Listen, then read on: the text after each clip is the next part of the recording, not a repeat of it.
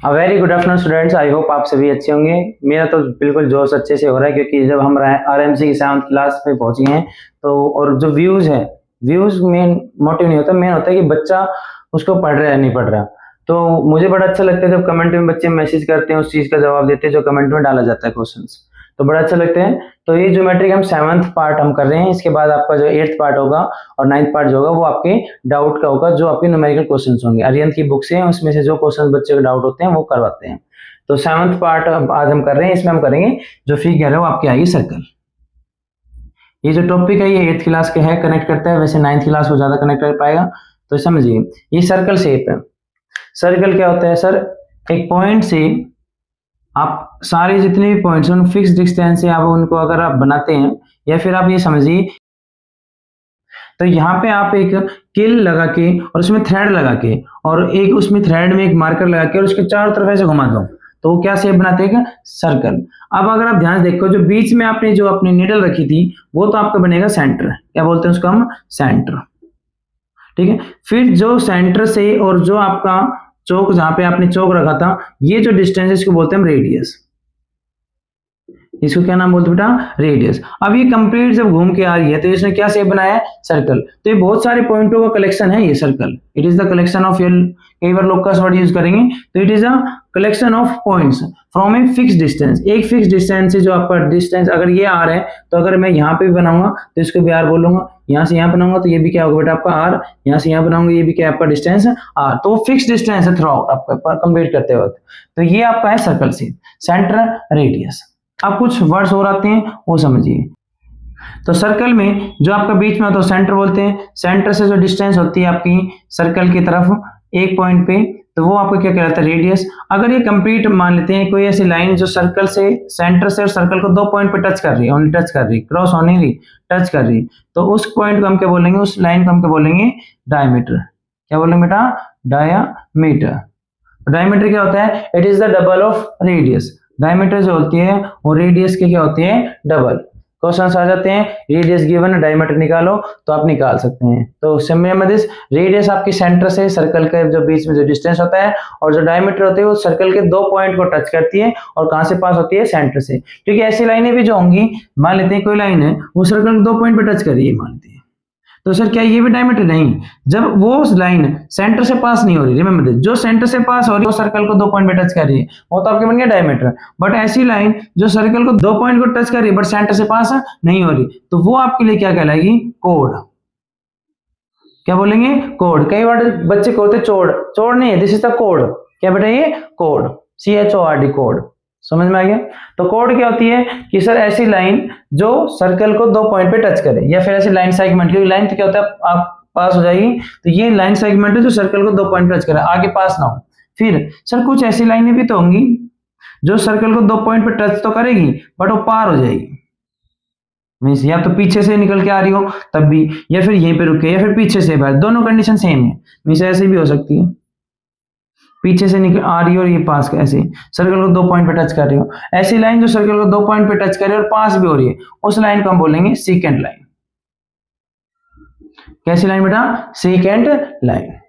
ठीक है सर, ऐसी भी तो कोई लाइन होगी जो सर्कल को सिर्फ एक पॉइंट पर टच करे बट बाहर से निकल के जा रही हो, एक पॉइंट पे टच करे, सिर्फ एक पॉइंट पे, तो उस लाइन को हम बोलेंगे टेंजेंट लाइन। क्या बोलेंगे बेटा? Tangent line. तो ये कुछ वर्ड्स हैं जो इसमें काम आएंगे आपके सर्कल में, ज्यादा नहीं आएगा, थोड़ा जरूर आएगा। तो क्या बोले, फिर से बात करें, ऐसी लाइन जो सेंटर से और सर्कल को पॉइंट पे टच करे तो वो तो होती है रेडियस। ऐसी लाइन जो सर्कल को 2 पॉइंट पे टच करे और सेंटर से पास हो उसको बोलेंगे डायमीटर। ऐसी लाइन जो सर्कल को सिर्फ 2 पॉइंट पे तो टच करे बट क्रॉस होकर निकल जाए तो उसको बोलेंगे सेकेंड। ये दोनों कंडीशन एक ही है, पीछे से आ रही हो फिर भी 2 पॉइंट पे टच करके जा रही है, या फिर वो स्टार्टिंग ही सर्कल से हो रही है फिर भी क्रॉस होकर निकले तो सेकेंड कहलाएगी। ऐसी लाइन जो सर्कल सिर्फ एक पॉइंट पे टच करे उसको बोलेंगे हम टेंजेंट लाइन। समझ में आ गया सभी को? अब ध्यान से देखो, अब कुछ बात आएगी सर स्पेस। जैसे मान लेते हैं सर ये आपका कोड है, ये आपकी कोड थी सर, इस कोड ने इस सर्कल को 2 हिस्सों में डिवाइड किया सर, एक तो ये छोटा पार्ट है और एक ये बड़ा पार्ट है। तो सर कुछ नाम तो रखा गया होगा कि इस छोटे पार्ट को क्या बोलेंगे, क्योंकि हमें कैसे पता लगेगा किसकी बात कर रहे हैं। तो आपसे कहिए कि ये छोटे पार्ट को क्या बोलेंगे, तो छोटे पार्ट को बोलेंगे माइनर, ध्यान से ना, minor segment. Minor segment. Segment तो आपने पहले पढ़ा होगा, लाइन सेगमेंट। सेगमेंट क्या होता है? टुकड़ा। अब ये है छोटा टुकड़ा किसका? सर्कल का। और जो बड़ा टुकड़ा उसको हम क्या बोलेंगे? Major segment.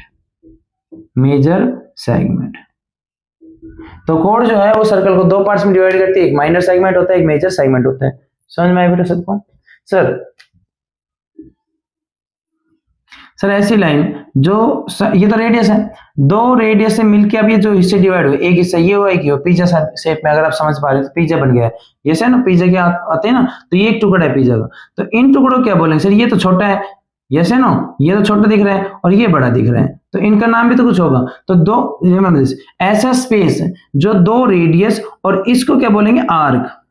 सर्कल की क्या होती है बेटा? ये आर्क। अगर आप सर्कल का एक टुकड़ा कट करके यहाँ पे देखें तो ये क्या है? इसको क्या बोलेंगे? आर्क। ठीक है। कंपास को जब आप ओपन करके मारते हैं तो वो क्या बोलते हैं बेटा? उसको आर्क। तो ये आर्क, तो दो रेडियस और एक आर्क से मिलके जो एरिया बने, अगर वो छोटा एरिया है, समझ में, छोटा एरिया है, तो उसको बोलेंगे माइनर सेक्टर। सेक्टर तो समझ में आ रहा होगा, जैसे हम शहरों में जाते हैं तो सेक्टर बोलते हैं, सेक्टर 13, सेक्टर 20। तो ये हिस्सा छोटा है तो माइनर सेक्टर बोल देंगे, और ये हिस्सा बड़ा है तो इसको बोल देंगे मेजर सेक्टर। भाई पिज्जा कहाँ खाओगे? सेक्टर में बैठ के तो खाओगे। तो सिंपल से याद है, पिज्जा शेप का बन रहा है तो माइनर सेक्टर है, मतलब पिज्जा शेप का है तो सेक्टर वर्ड यूज करेंगे, छोटा है तो माइनर सेक्टर, बड़ा है तो मेजर सेक्टर। और पिज्जा शेप का नहीं है तो टुकड़ा है, सर्कल टुकड़ा है ना, तो ये क्या बोलते हैं? सेगमेंट। तो माइनर सेगमेंट, मेजर सेगमेंट। बच्चे कंफ्यूज होते हैं सेक्टर सेगमेंट में, तो ऐसे याद कर सकते हो आप, याद करना चाहते हैं तो। ठीक है क्या? इनको क्या बोलते बेटा? आर्क। अगर यहां से यहां तक इसका मैं टुकड़ा, ये जो होती है यहां से यहां तक, इसको क्या बोलते बेटा? आर्क। ठीक है। अब ध्यान से देखें तो यहां से कंप्लीट, अगर मैं इसको वापस घूम के, सर्कल के घूम के और वापस इसी पॉइंट पे आऊं, तो ये कंप्लीट क्या कहलाती है? आपकी सरकमफ्रेंस। क्या कहलाती है बेटा? सरकमफ्रेंस। तो सरकमफ्रेंस क्या होता है? किसी भी सर्कल के चारों तरफ घूमना, उसी को क्या कहते हैं? सरकमफ्रेंस। याद हो तो जब हम ज्योमेट्री में आगे कभी पढ़ेंगे तो पेरीमीटर वर्ड आता है, तो उसमें हम बताते हैं पेरीमीटर क्या होता है? किसी फिगर के चारों तरफ घूमना, उसको पेरीमीटर कहते हैं। बट वो जो पेरीमीटर है वो किस फिगर में हम यूज करते हैं? याद करो, इसमें पॉलीगन में यूज करते हैं। बट ये पॉलीगन है ही नहीं, तो इसका नया नाम रख दिया सरकमफ्रेंस। है ये कई बार यूज हो जाता है, पेरीमीटर यूज हो जाता है, तो ये पॉलीगन नहीं है, दैट्स व्हाई हमने क्या बोल दिया इसका? सरकमफ्रेंस। पी से पॉलीगन, पी से पेरीमीटर, यहाँ पे सी से सर्कल, सी से सरकमफ्रेंस, ऐसे याद कर लीजिए। बट कई बार क्वेश्चंस में आ जाता है कि perimeter of circle word use कर सकता है, कोई गलत नहीं होगा। तो पेरीमीटर सर्कल मींस क्या होता है बेटा? सरकमफ्रेंस। तो कुछ रिलेशन होते हैं, वो रिलेशन याद करते हैं। तो पहले मैंने आपको बताया था कि ये नोट डाउन कर लीजिए, डायमीटर जो होते हैं वो क्या होता है? 2 टाइम्स ऑफ रेडियस। फिर सरकमफ्रेंस का फॉर्म होता है क्या होता है? 2 पाई आर। क्या होता है बेटा? 2 pi are. 2 pi are circumference का फॉर्मूला। यहाँ पे एरिया की बात नहीं करेंगे, वो एक अलग टॉपिक है, उसमें अलग बात करेंगे। तो सरकमफ्रेंस कितना होगा फॉर्मूला बेटा? 2 पाई आर। समझ में आ गया सभी को? यस है नो? तो diameter is 2r, circumference is 2 pi r. ये हो गया रिलेशन। अब कुछ रूल्स होते हैं, वो समझिए ध्यान से। इसको मैं इरेज कर रहा हूँ, ये तो आपका ये लगा लीजिए 7th 8th का टॉपिक है। थोड़ा सा 9th को टच करेंगे, कुछ बातें पढ़ेंगे, इनमें कुछ एंगल्स पढ़ेंगे, उनके बारे में बात करेंगे। यस बेटा। तो अब हम कुछ एंगल्स के बारे में बात करेंगे। मान लेते हैं सर्कल है आपके पास, ठीक है, ये आपकी डायमीटर है। क्या बेटा? ये डायमीटर। तो डायमीटर के थ्रू अगर आप सर्कल पे कहीं पे भी सर्कल पे किसी भी हिस्से में अगर आप कोई एंगल बनाते हैं, देखो एंगल क्या होता है सर? दो लाइन, ये भी एंगल है, ये भी एंगल है और ये भी एंगल। तो याद रखना, डायमीटर के थ्रू अगर आप एंगल बना रहे, किसके ऊपर? सर्कल के ऊपर। रिमेंबर दिस, हम जितने एंगल बात करेंगे सर्कल के ऊपर की बात करेंगे। तो ये जो एंगल बनेगा तो ये हमेशा 90 डिग्री बनेगा। ये आपकी पहला रूल है, ये आपको याद रखना है। तो ये 9th क्लास में आती है बेटा, वो वहां पे थ्योरम होती है, उसको डेरिवेटिव करने, उसको ड्राइव करना बताता है कि 90 डिग्री कैसे बना। हमारा सिर्फ यहाँ पे कंसेप्ट को उसको क्लियर करना नहीं है कि कैसे बना, हमारा काम है सिर्फ आपको ये पता होना कि अगर डायमीटर अगर सर्कल पे एंगल बनाता है तो हमेशा कितने का बनाता है? 90 डिग्री का। दूसरा,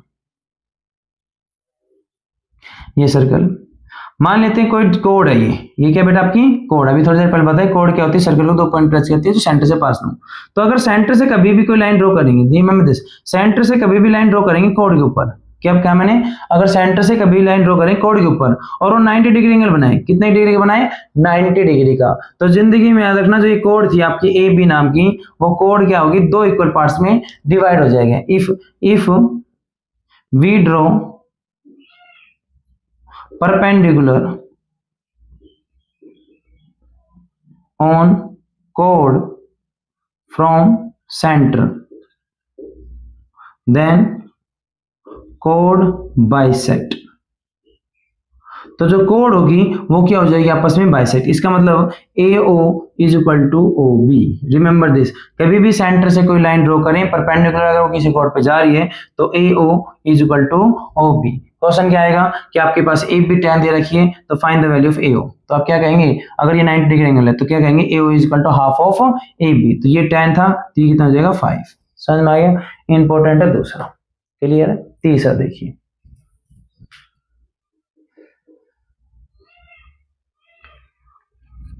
तीसरा इसका रिवर्स होता है।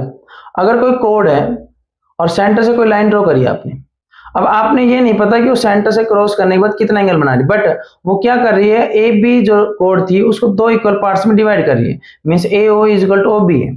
तो जिंदगी में याद रखना, अगर वो दो इक्वल पार्ट्स में डिवाइड कर रही है तो वो एंगल कितने के होंगे, 90 डिग्री के। Means this is the reciprocal theorem of, या reciprocal of second theorem.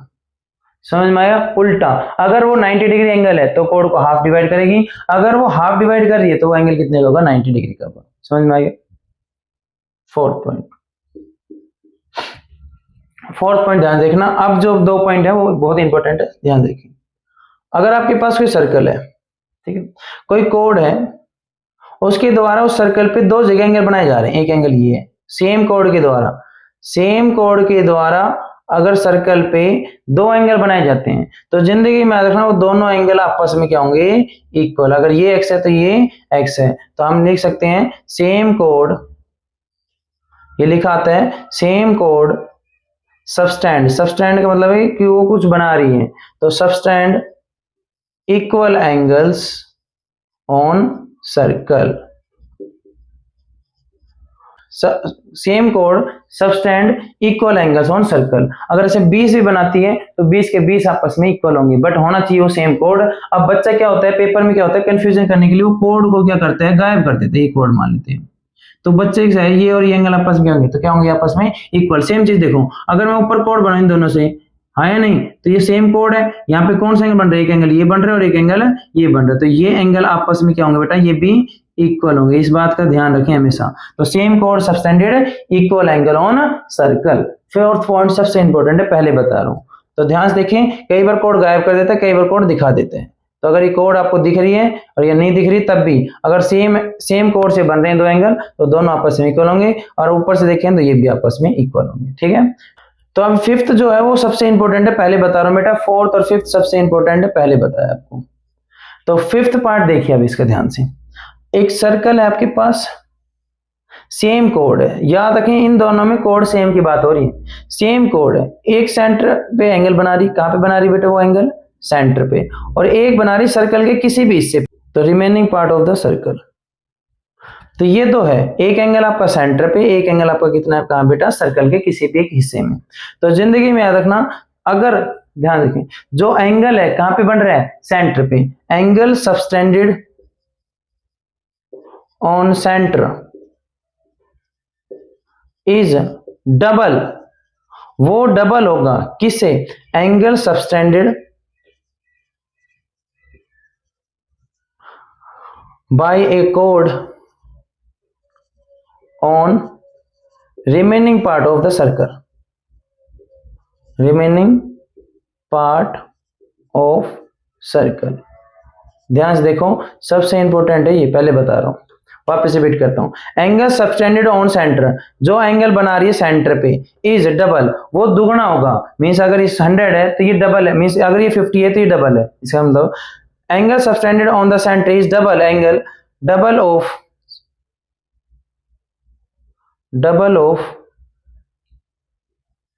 Angle subtended bye A code, एक कोड के द्वारा, देखो एक कोड के द्वारा सेम एंगल, यहाँ पे सेंटर बना लो सेम, यहाँ पे बाय सेम कोड on remaining part of the circle. इसका मतलब सर्कल पे किसी भी दूसरे हिस्से में अगर वो एंगल बना रही है तो सेंटर वाला हमेशा क्या होगा, उसका डबल। तो याद रखें इस चीज का, अगर मैंने ये नाम दे दिया ABCO, तो एंगल AOC हमेशा डबल होगा किसका, एंगल ABC का। इस बात को हमेशा याद रखना। क्वेश्चंस कैसे आएंगे, पेपर में कह दिया जाएगा कि बेटा ये आपके पास सर्कल है, ये आपके पास कोड एक सेंटर पे बना रही है, ये आपका है और एक है आपका सर्कल के किसी भी हिस्से में, तो ये आपको कह दी 100 डिग्री है, तो find the value of this, तो ये x है, तो आप क्या हो गया, जो x है वो डबल ऑफ कितना होता है, remaining part of the circle, तो वी गेट 200 डिग्री। समझ में आ गया सभी को? यस या नो? हाँ, वो अलग बात आपको दिख नहीं रहा है, वो 50 होता है तो 100 तो दिखता है आपको। समझ में आ गया सभी को? ओके बेटा, ठीक है। तो ये वीडियो यहीं समाप्त करता हूँ। 7th वीडियो थी ये, कंप्लीट वीडियो आपको करवा दी है, थ्योरी पूरी करवा दी गई। अब हम करेंगे न्यूमेरिकल क्वेश्चंस। 8 और जो 9 पार्ट आएंगे, 10 भी हो सकते हैं, तो ये आपके आएंगे न्यूमेरिकल के, जो बच्चे को डाउट होंगे। अरिहंत की बुक है हमारे पास आरएमसी की, वहां से डाउट लिए जाएंगे। अगर आपके पास कोई पर्सनल और बुक है तो आप वहां से आप भेज सकते हो, इंस्टाग्राम पे आप कमेंट कर सकते हो, फिर इंस्टाग्राम पे मैसेज डाल सकते हो, या फिर आप यूट्यूब पे कमेंट में उस फोटो को पेस्ट कर सकते हो। तो ये वीडियो यहीं समाप्त करता हूँ। जय हिंद, जय भारत।